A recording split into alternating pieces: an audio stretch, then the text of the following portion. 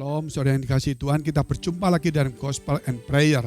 Kali ini saya ingin supaya saudara benar-benar menikmati firman Tuhan, karena di dalam kehidupan kita itu hanya ada tambahan satu, yaitu apapun yang kita kerjakan harus disertai iman.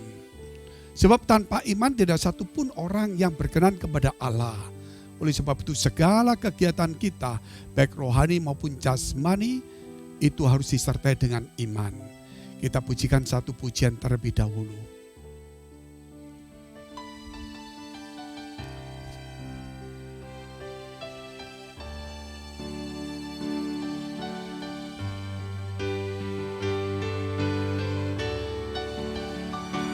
How great is our God. Sing with me, how great is our God. And all will see how great is our God. How great is our God. Sing with me, how great is our God. And all will see how great is our God. How great is our God.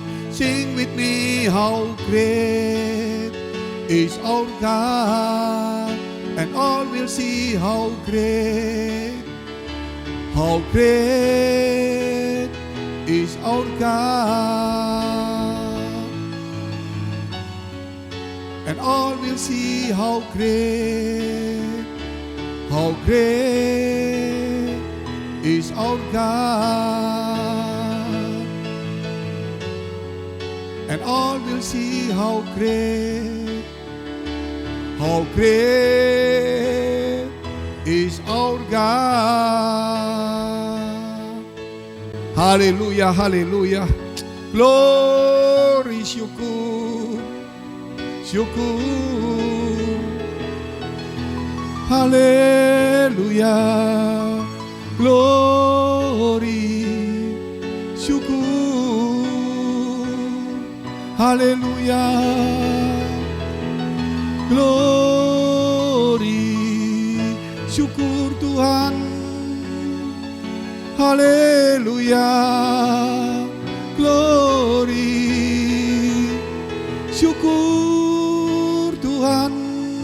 Haleluya, glory, syukur.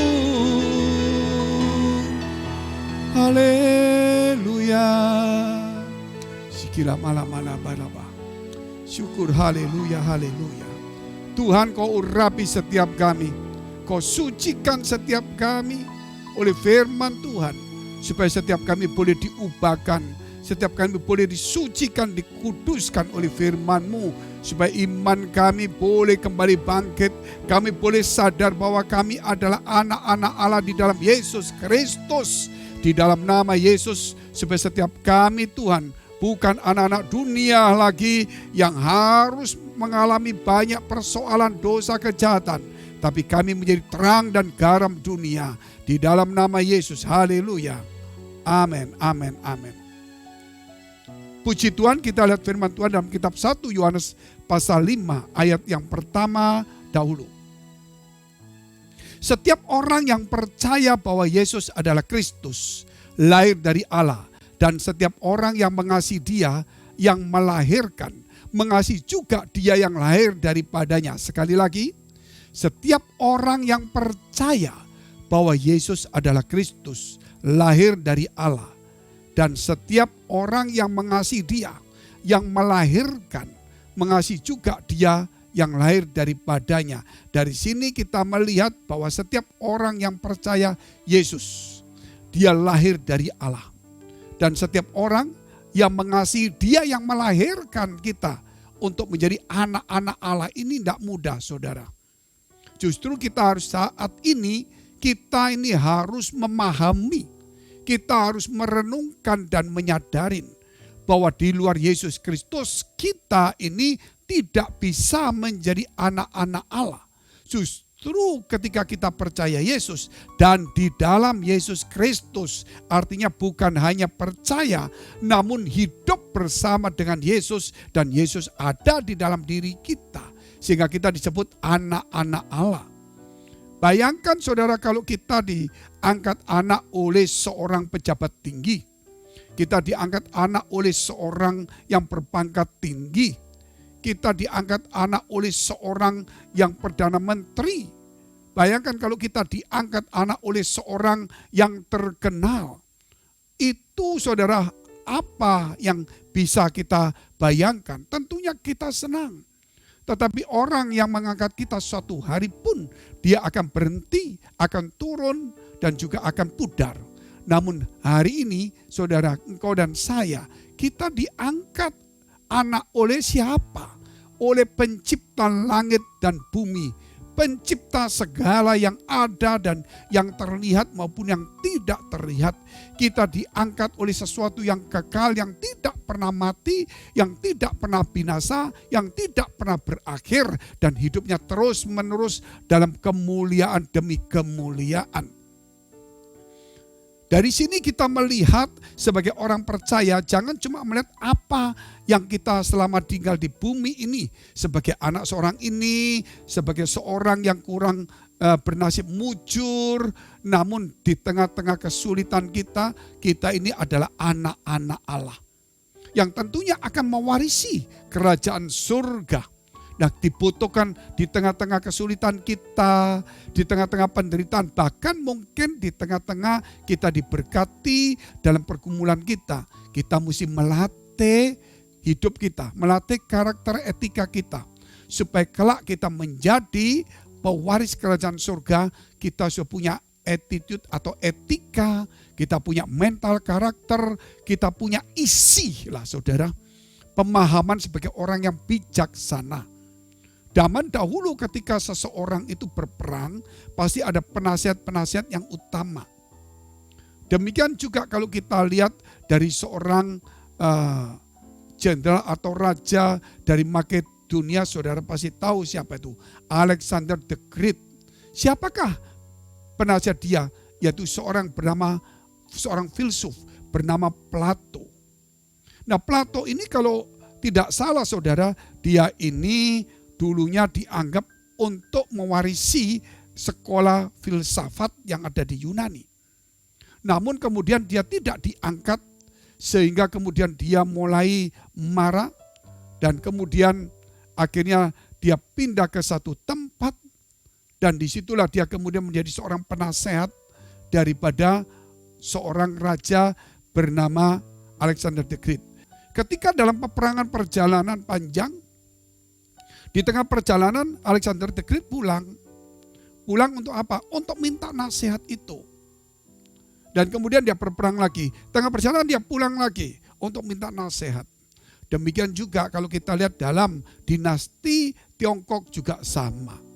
Ada yang namanya Konfusius, ada seorang yang bernama banyaklah Lao Tzu dan sebagainya. Nah, ini yang memberi kepada mereka pandangan-pandangan. Sun Tzu juga memberikan pandangan-pandangan. Lah kita sebagai pewaris kerajaan surga, tentunya saudara kita tidak boleh sampai kita salah. Yaitu kita harus punya pendapat yang bijaksana, hikmat yang datang dari atas. Nah, ini ada satu contoh yang luar biasa saudara. Yaitu ada seorang kaya melahirkan seorang anak. Dan pada hari yang sama itu seorang miskin melahirkan seorang anak. Entah susternya ini sengaja atau tidak menukar atau tertukar anak itu. Dan kemudian anak si miskin ini ikut orang kaya. Dan anak orang kaya ini ikut orang miskin. Dan itulah tumbuh sampai dewasa. Disekolahkan tinggi dan akhirnya menduduki jabatan tinggi anak daripada orang kaya yang ketukar ini. Ketika umur 65, saudara, 65 baru mendapatkan satu kenyataan bahwa DNA-nya bukan sama. Justru orang ini DNA-nya yang miskin itu adalah sama. Akhirnya yang miskin ini tetap diangkat kembali juga untuk mendapatkan bagian dari kekayaan. Namun apa yang terjadi kepada anak yang tertukar yang miskin ini berkata begini, saya sudah menderita 65 tahun. Tidak mengenyam pendidikan yang baik, tidak pernah hidup yang baik. Sekarang dalam usia 65 tahun ini, berapa tahun usia saya untuk menikmati ini? Inilah saudara kalau kita melihat nasib seperti itu. Hanya karena tertukar saja. Namun kalau kita melihat sebenarnya kita ini adalah anak-anak dunia. Yang miskin, yang tidak mampu, yang penuh kelemahan, yang harus juga menderita di tempat karena kejahatan-kejahatan kita. Di tempat di mana kita harus menerima hukuman seperti itu. Namun kita ini bukan tertukar. Namun memang sengaja Tuhan mengambil kita. Memungut kita, saudara. Untuk apa? Untuk kita mulai diangkatlah menjadi anak-anak Allah. Sehingga saudara kita sadar bahwa dan kita harus memahami dan mengerti hari ini bahwa ini adalah anugerah yang terbesar. Dikatakan siapa yang percaya Yesus Kristus, dia lahir dari Allah. Tanpa Yesus Kristus kita tidak mungkin menjadi anak-anak Allah. Berbahagialah saudara hari ini, saudara harus mengisinya hidup ini dengan hal-hal yang baik.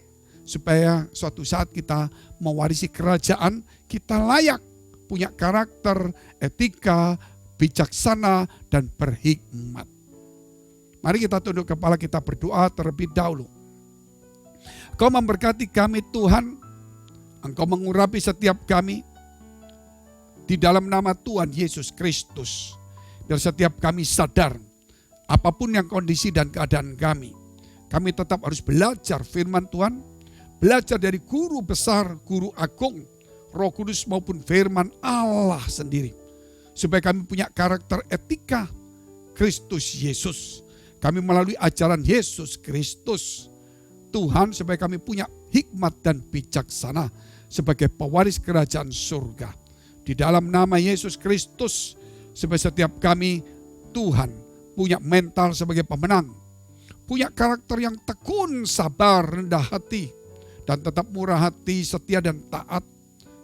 Terima kasih Bapa. Di dalam nama Yesus, haleluya. Amin. Kita lihat ayat yang kedua dan ayat yang ketiga. Inilah tandanya bahwa kita mengasihi anak-anak Allah. Yaitu apabila kita mengasihi Allah serta melakukan perintah-perintahnya. Sebab inilah kasih kepada Allah. Yaitu bahwa kita menuruti perintah-perintahnya. Perintah-perintahnya itu tidak berat. Sekali lagi saudara kita baca ayat ini. Inilah tandanya bahwa kita mengasihi anak-anak Allah. Yaitu apabila kita mengasihi Allah serta melakukan perintah-perintahnya. Sebab inilah kasih kepada Allah. Yaitu bahwa kita menuruti perintah-perintahnya. Perintah-perintahnya itu tidak berat. Haleluya. Inilah tandanya kalau kita sebagai anak Allah, saudara, kita harus menuruti segala perintah-perintah Tuhan. Artinya hidup kita saat ini, yang kita hidupi ini bukan kita lagi, tetapi Kristus yang ada di dalam diri kita. Hidup kita bukan kita sendiri, tetapi ada Roh Allah bersama dengan kita. Hidup kita bukan rumah kita sendiri, tetapi menjadi rumah Allah. Oleh sebab itu, semua perintah-perintah firman Allah harus kita taati dan kita lakukan. Memang dalam perjalanan perjuangan untuk melakukan firman Allah tidaklah mudah. Oleh sebab itu pelajaran kita itu seumur hidup. Di tengah penderitaan, di tengah sakit, di tengah air mata, ketika kita dilecehkan, ditinggalkan, dirugikan, kita dianiaya, kita difitnah, saudara. Bahkan mungkin kita sendiri, saudara, ditipu orang atau dikhianati, atau mungkin juga saudara kita dibuang. Tetapi yang pasti juga pada saat kita naik, pada saat kita dipuji, diberkati, apapun yang terjadi, saudara, tetap kita harus mengikuti ajaran dan perintah-perintah Tuhan. Oleh sebab itu kita kembali kepada ajaran dan karakter Kristus, tidak boleh kita lupakan dalam hidup ini. Ketika kita membaca firman, saudara, maka ada adopsi. Ya, ada adopsi. Ya, kita mengadopsi firman itu, saudara, otomatis firman itu mulai transfer dalam hidup kita. Kemudian firman itu mulai masuk dalam hidup kita. Dan firman itu berkuasa dan firman itu hidup. Maka dia menghidupi kita. Kita lama-lama menjadi mati atau mengecil, firman itu menjadi besar. Sehingga hidupku bukan aku lagi. Hidupku bukan aku lagi. Tetapi Kristus di dalam aku. Karena firman itu tumbuh besar, saudara. Sama seperti kalau kita menanam satu tanaman di pot, kita tanam. Waktu kita tanam, saudara, ya dia tumbuh, kita siram bisa. Tapi kemudian tanaman itu besar, potnya pecah. Dia membutuhkan tanah yang luas. Demikian mungkin kita ini adalah seperti sebuah pot itu yang kecil. Firman itu benih masuk di dalam hidup kita. Kemudian firman itu tumbuh, kita masih bisa dengan akuku, dengan mauku, kita menguasai firman bisa. Ya, kita mau coba-coba mengatur firman, menyerang orang dengan firman, saudara. Tapi suatu saat firman yang kita pelajari ini tumbuh terus, maka kita sudah tidak bisa lagi menggunakan firman untuk menyerang orang. Justru firman itu memecahkan hidup kita, bukan menjadi berantakan, tetapi kita sudah tidak lagi hidup menurut kita. Pikiran kita juga sudah tidak untuk kita, tetapi firman yang menguasai. Sehingga hidup kita ini, saudara, harus punya kehidupan. Dan kehidupan itulah kehidupan yang hidup, bukan kehidupan yang mati. Sekali lagi, hidup itu harus punya kehidupan. Dan kehidupan itu harus kehidupan yang hidup, bukan kehidupan yang mati. Artinya di sini banyak orang hidup di tengah-tengah dunia ini.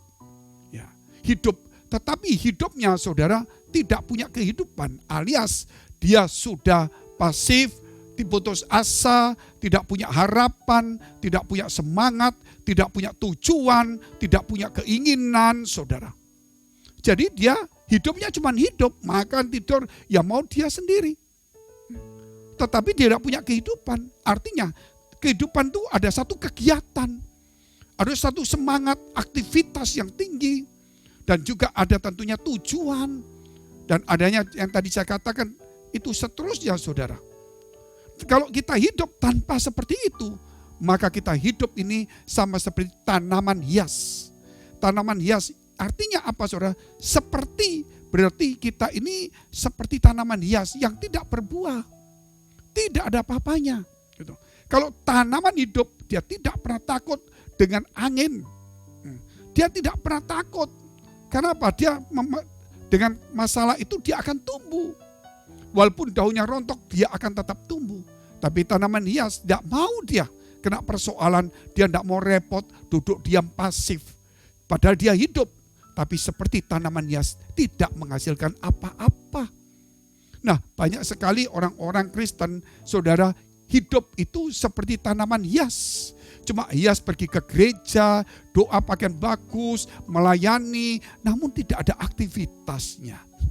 Tidak ada kegiatan, tidak ada tujuan hidup, saudara.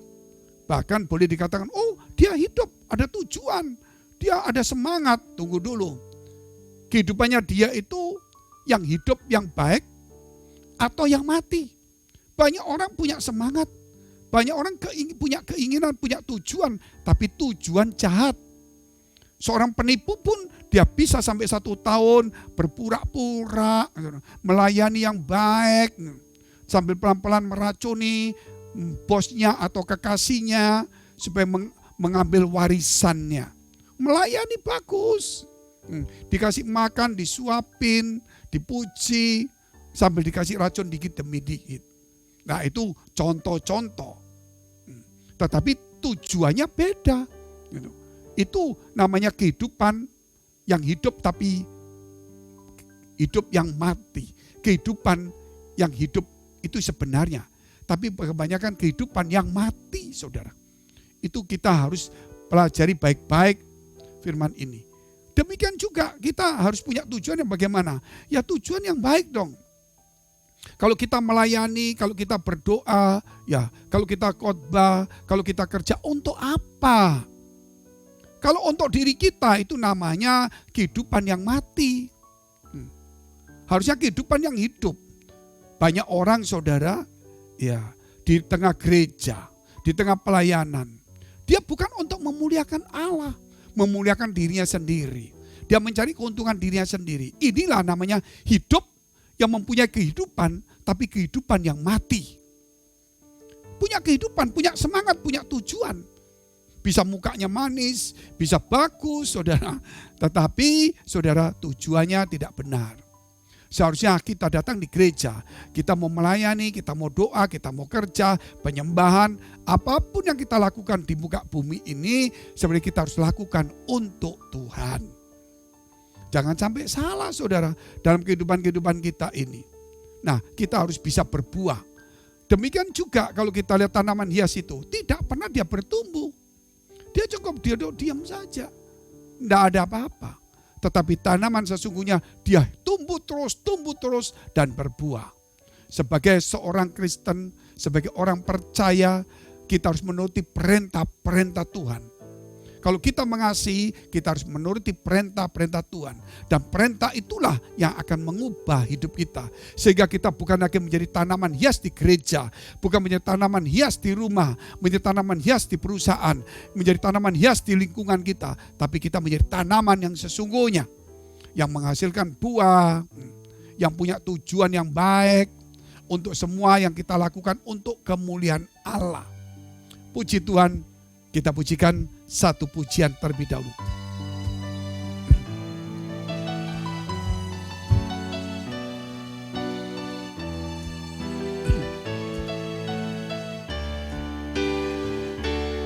Buka hati, tu jamahanmu, berserah penuh di hadiratmu. Kau ambil alih seluruh hidupku di altarmu, menyembahmu. Ku buka hati, tu jamahanmu, berserah penuh di hadiratmu. Kau ambil alih seluruh hidupku di altarmu, menyembahmu. Di altarmu, menyembahmu. Di altarmu, menyembahmu. Terima kasih Tuhan, terima kasih. Biarlah dalam kehidupan ini Tuhan, semuanya boleh diambil alih oleh Tuhan, supaya hidup kami bukan kami lagi, tetapi Tuhan. Sehingga kami membuka hati kami selebar-lebarnya, supaya Tuhan masuk di dalam kehidupan kami. Ampuni setiap kami Tuhan, supaya setiap kami boleh bertumbuh, kami boleh memberikan hidup kami sesuai dengan apa yang Tuhan mau. Demi nama Yesus Kristus, setiap kami yang patah semangat, setiap kami yang tidak punya tujuan, setiap kami yang tidak punya aktivitas kegiatan yang baik, setiap kami yang tidak punya pikiran rencana yang baik, biarlah kami mulai hari ini punya aktivitas, rencana, pemikiran, tujuan yang baik. Di dalam nama Yesus Kristus, supaya hati kami disucikan, pikiran kami disucikan. Kami menyadari kami harus mentaati perintah-perintah-Mu Tuhan, yaitu kami harus belajar untuk mematikan diri kami sendiri dan melakukan segala firman-Mu. Di dalam nama Yesus Kristus kami sudah mengucap syukur dan berdoa. Haleluya. Amin. Amin. Kita terus lihat firman Tuhan dalam 1 Yohanes pasal 5 ayat yang keempat. Sebab semua yang lahir dari Allah mengalahkan dunia. Dan inilah kemenangan yang mengalahkan dunia, iman kita. Saudara, sekali lagi kita baca bersama-sama. Sebab semua yang lahir dari Allah mengalahkan dunia. Dan inilah kemenangan yang mengalahkan dunia. Iman kita. Saudara dikasih Tuhan, iman kita itu menunjukkan kepada kita sebagai anak-anak Allah. Iman ini saudara justru adalah satu kemenangan, yaitu kemenangan atas diri kita sendiri. Karena tidak mungkin kita bisa percaya Tuhan. Namun Tuhan memberikan firman-Nya, timbullah iman. Kemudian kita menjadi percaya Tuhan. Dan iman ini mengalahkan dunia, apapun dunia katakan. Yesus bukan Tuhan, Yesus bukan Juru Selamat, Yesus bukan Allah, Yesus bukan Mesias. Apapun yang dikatakan dunia, itu tidak bisa saudara mengalahkan iman kita. Karena dunia tidak mengenal iman itu. Dunia itu hanya tahu kehidupan biasa. Namun kita kehidupan yang hidup, yaitu yang disertai dengan iman yang luar biasa. Sehingga saudara kita tidak boleh kalah dengan pendapat, dengan pandangan-pandangan dunia seperti itu. Justru kita harus menang. Nah, iman itu kalau kita lihat ada satu kejadian di Mesir. Orang yang percaya Yesus ditekan, itu kisah itu ratusan tahun sebelum sekarang. Atau ratusan tahun yang lampau. Begitu penekanan-penekanan terjadi, ada seorang raja yang bengis peristrikan seorang Israel atau Ibrani yang memang saat itu memusuhi, antipati dengan orang Kristen. Maka saudara, disitulah kemudian dihasutlah raja ini untuk memusnahkan orang-orang Kristen. Dengan cara bagaimana? Mereka membuka firman Tuhan dalam kitab Matius pasal 21 dan mungkin juga yang lainnya. Yang dikatakan bahwa gunung ini pun bisa dipindahkan. Jikalau kita punya iman, maka kita boleh berkata kepada gunung ini, beranjaklah, pindahlah, maka akan pindah. Bayangkan saudara, jikalau kita percaya dan kita punya iman, dan kita sepakat meminta apapun, bahkan kita berkata kepada gunung ini pindah, maka gunung itu pindah. Ini terbaca, ini dibaca oleh orang-orang yang menghasut raja. Dan diberikan kepada raja, ini loh kitabnya orang Kristen yang mengatakan seperti ini. Oleh sebab itu, suruh orang Kristen itu memindahkan gunung di depan. Karena gunung itu saudara menutupi istana kerajaan. Jadi gunung itu ada di sebelah timur dari istana. Sehingga ketika pagi hari matahari tidak bisa masuk di istana. Ketika mataharinya sampai naik tinggi jam 11 baru bisa matahari itu masuk. Nah, raja itu kemudian dihasut untuk memindahkan gunung ini. Supaya kalau pagi hari matahari bisa masuk. Orang Kristen ditanyain, benar gak ayat ini? Benar. Ini dari Tuhan? Benar. Kalau benar ya coba pindahkan gunung itu. Wah, mereka dikasih waktu 3 hari. Kalau enggak akan dibunuh semuanya. Maka saudara, kita lihat paus, di saat itu ada juga paus dari gereja Koptik. Mereka berdoa di tengah kepenatan atau persoalan ini, paus itu tertidur dan mendapatkan sebuah mimpi. Ya, mimpi itu mengatakan bahwa suruh seorang yang bernama ini untuk berdoa. Kamu kumpul puasa 3 hari dan semua menghadap ke gunung. Nanti orang ini namanya ini yang harus berdoa supaya gunung itu dipindahkan. Dia bangun, dia terkejut. Dia kumpulkan semua orang, dia cerita. Akhirnya mereka berdoa terus, saudara, berdoa terus. Dan yang kemudian terjadi, dia pilih orang yang memang sudah dipilih Tuhan. Itu orang bukan seorang ya uskup, bukan. Orang yang ya aktif biasa saja. Ya akhirnya orang itulah disuruh berdoa. Ketika mereka memuji berdoa saat itu, saudara, yang orang ini berdoa supaya gunung itu pindah. Maka saudara tahu gunung yang tinggi ini terbelah jadi dua. Bukan terbelah begini saudara, tapi terbelah itu naik ke atas. Dari separuh gunung itu yang ujungnya itu naik ke atas. Pelan-pelan naik ke atas, bergetar begitu saudara. Waktu naik pelan-pelan matahari mulai masuk di istana. Mereka terkejut semuanya. Gitu. Waktu terkejut terus mereka berdoa. Gunung ini kemudian saudara pindah. Nah kemudian dia naik lagi saudara. Naik lagi matahari kena pindah lagi. Nah, terus gunung itu terus naik lagi saudara. Pindah. Akhirnya raja itu berkata stop. Kenapa stop? Jangan sampai pindah-pindah terus akhirnya malah menimbun istana itu. Nah akhirnya raja itu bertobat dan percaya Yesus, namun semua pengikutnya menganggap raja ini gila. Nah itulah kalau kita melihat orang dunia, saudara, tidak punya iman untuk percaya walaupun ada mukjizat. Tetapi anak-anak Tuhan itu punya iman, saudara, yang mengalahkan dunia ini. Orang dunia melihat mukjizat itu menganggap kebetulan dan tetap dia tidak bisa percaya.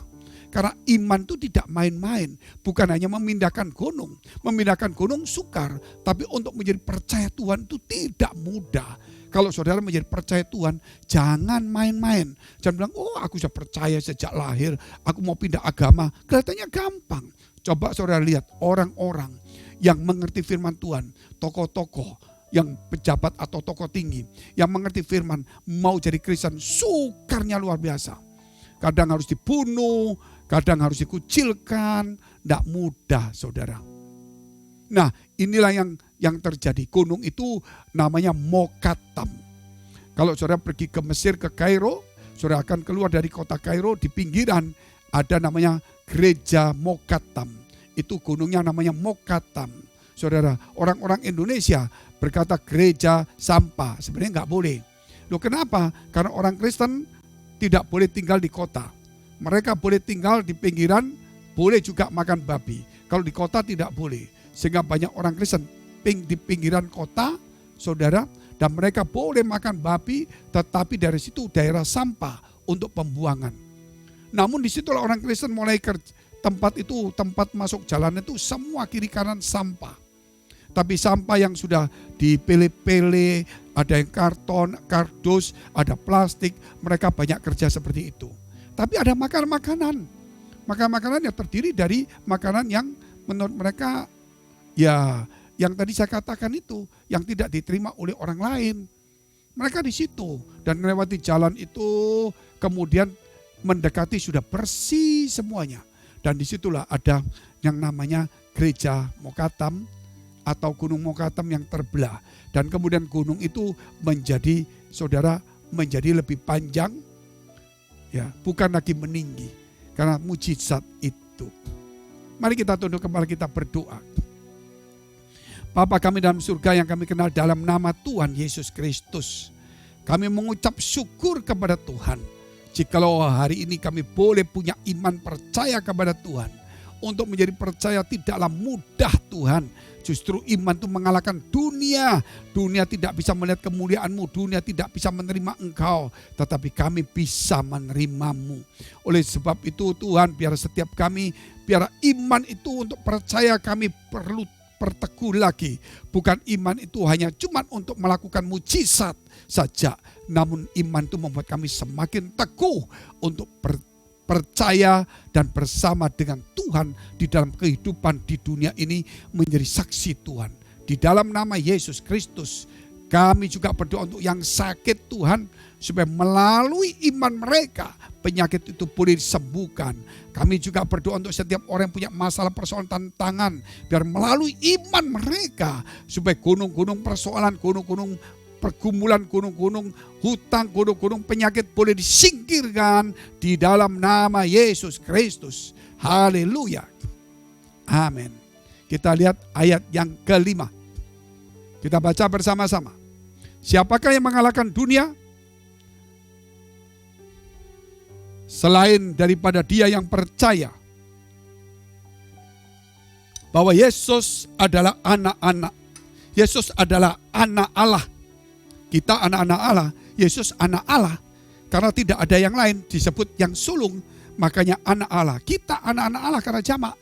Sekali lagi kita baca. Siapakah yang mengalahkan dunia selain daripada dia yang percaya bahwa Yesus adalah anak Allah? Jadi di sini kita belajar firman Tuhan ini, yang mengalahkan dunia yaitu orang yang percaya Yesus Kristus sebagai anak Allah.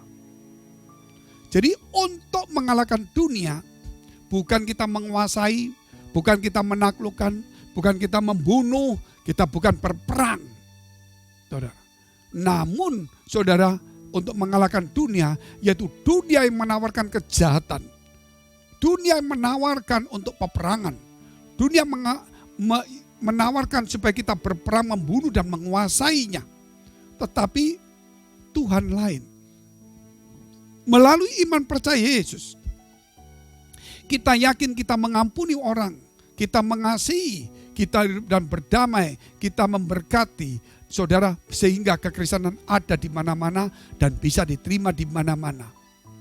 Sehingga saudara, dari sini kita lihat setiap orang Kristen di satu tempat dimanapun berada, sebenarnya dia adalah duta-duta surga. Karena dia bukan saudara tinggal di dunia ini saja, namun dia perwakilan Tuhan. Siapakah yang mengalahkan? Yaitu kita sebagai orang yang percaya Yesus Kristus. Kita tidak memakai cara dunia untuk mengalahkan dunia, tapi kita memakai cara Tuhan dengan mengalahkan dunia. Mengalahkan modelnya bagaimana, saudara? Mengalahkan yaitu kita tidak takluk kepada tawaran dunia. Justru kita memberikan tawaran surga kepada orang-orang yang ada di dunia. Karena di dunia ini sementara, sedangkan suatu hari setiap orang akan meninggal. Saya mendengar banyak teman-teman, ya orang-orang yang kita kenal, ya meninggal waktu COVID ini. Dalam hidupnya dia, saudara, mungkin orang itu kaya, duduk-duduk, makan enak, merentah orang, lah kerjanya banyak, saudara. Hidupnya mungkin nyaman, tapi pergumulan juga banyak. Ada satu yang orang juga yang hidupnya, saudara, pengusaha besar, tetapi saudara punya hutang begitu banyak, stres. Akhirnya terjadilah dialog, kita jembatani, kita doakan dua orang ini, akhirnya ada kesepakatan untuk pengangsuran hutang tanpa bunga. Nah, ketika diangsur, perusahaannya mulai pelan-pelan jalan karena gak terbebani bunga. Maka anak-anaknya memegang perusahaan itu. Si bapak ini keliling dunia, nikmati hidup. Dia pergi ke Tibet, dia pergi kemana, ke penjuru, ke India. Dia menikmati hidup, dia melihat pemandangan. Saudara. Namun toh akhirnya saya mendengar, baik yang kaya, baik yang mau menikmati, baik yang miskin, saudara, mati. Sehingga pemikiran saya begini, ini orang menikmati, dia enggak tahu suatu hari dia akan dipanggil kapan, enggak tahu. Orang ini punya uang banyak, terus masih bingung dengan proyek-proyek, mungkin hidupnya baik atau tidak baik, kejam atau tidak. Dia tidak sadar suatu hari dipanggil Tuhan. Ini orang miskin, dia juga enggak tahu suatu hari dipanggil Tuhan. Nah, suatu hari kita juga akan dipanggil Tuhan, saudara. Oleh karena itu, apa yang harus kita hadapi di dunia? Kita bukan tidak boleh kerja, kita bukan tidak boleh berhasil, kita tidak boleh, saudara, bukan tidak boleh kita pergi untuk melihat pemandangan yang indah, bukan. Yang tidak diperbolehkan, jangan sampai hati kita dikuasai dunia. Karena hati kita harus dikuasai Tuhan. Hari ini kalau engkau sakit, punya persoalan, ingat, hatimu tidak dikuasai oleh penyakit itu, sehingga engkau selalu berkeluh melihat penyakit dan takut. Hatimu juga tidak boleh dikuasai masalah, sehingga engkau tidak perlu sampai stres, depresi. Hatimu tidak boleh dikuasai oleh hutang, sehingga engkau selalu memikirkan hutang lagi. Hatimu harus dikuasai damai sejahtera. Hatimu harus dikuasai Tuhan, supaya penyakit itu minggir. Hatimu harus dikuasai firman Allah, supaya masalah itu boleh menjadi berkat. Hatimu harus dikuasai oleh Roh Kudus, supaya apapun yang kita hadapin, kita bisa melihat ada rencana Allah yang indah dalam diri kita. Haleluya, saudara. Kita pujikan satu pujian.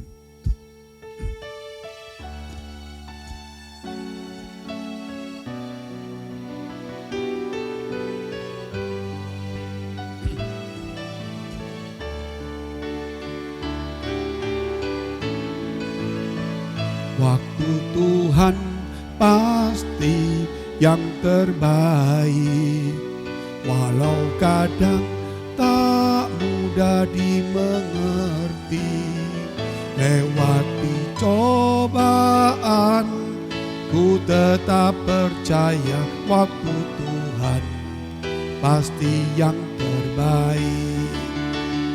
Waktu Tuhan pasti yang terbaik, walau kadang tak mudah dimengerti. Lewati cobaan, ku tetap percaya waktu Tuhan pasti yang terbaik. Mari kita pujikan berulang-ulang dengan setengah suara. Waktu Tuhan pasti yang terbaik. Apa yang kita hadapi hari-hari seperti ini? Mungkinkah engkau mengalami kesulitan, tantangan? Engkau berdoa, persoalan begitu menjadi besar. Penyakitmu tidak sembuh, malah bertambah. Hutangmu semakin bertambah. Mungkin keluarga, anak, istri, atau suami, atau orang tuamu mulai hubungannya tidak baik. Apapun yang kamu hadapi hari ini, mungkin kelihatannya belum terbuka jalan dari Tuhan. Ingat, tetaplah berdoa dengan imanmu, karena Tuhan tahu dan kapan itu akan diberikan, yaitu waktu yang terbaik bagi. Oleh karena itu saudara kasih Tuhan hari ini, jangan jemu-jemu untuk berdoa. Jangan jemu-jemu untuk selalu percaya dengan janji Tuhan. Hidup harus melayani Tuhan.